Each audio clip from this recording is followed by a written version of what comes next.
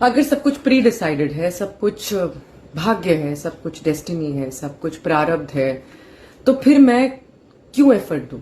सब लिखा ही हुआ है तो फिर मैं क्यों बेटर चीजें करूं अगर मेरा कोई फ्री विल ही नहीं है? फ्री विल है।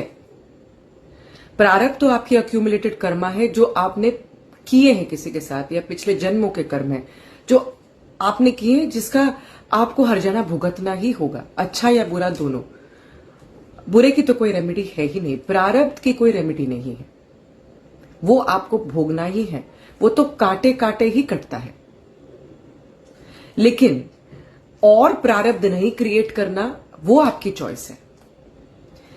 अगर किसी ने मेरा नुकसान किया तो मैं उस रिवेंज के लिए किसी और का नुकसान करूं, तो मैं एक और प्रारब्ध क्रिएट करती हूं। क्योंकि अगर मैं किसी कर्म के थ्रू जा रही हूं, फॉर एग्जाम्पल एक प्रारब्ध काट रही हूं, और फिर उस सिचुएशन में मैं कैसे रिएक्ट करती हूं, वो मेरा आगामी कर्म होता है, करंट लाइफ, करंट कर्मा। और अगर मैंने बुरी तरह से रिएक्ट किया तो वो फिर जाके स्टोर हो जाता है मेरे प्रारब्ध में, और फिर वो भोगना है आपको। तो ये एक साइकिल है। आपके हाथ में ये है कि आप सिचुएशन में कैसे रिएक्ट करें।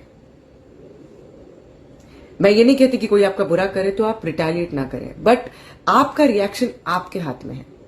आपको रिवेंज लेना है, नहीं लेना है, क्यों लेना है, ये आप डिसाइड करें, सोच समझ के डिसाइड करें, क्योंकि ये सब कुछ फिर प्रारब्ध में चला जाएगा। इसलिए कर्मा एक्शन है जो हम रोज क्रिएट करते हैं, और फिर ये विशियस साइकिल चलता ही रहता है।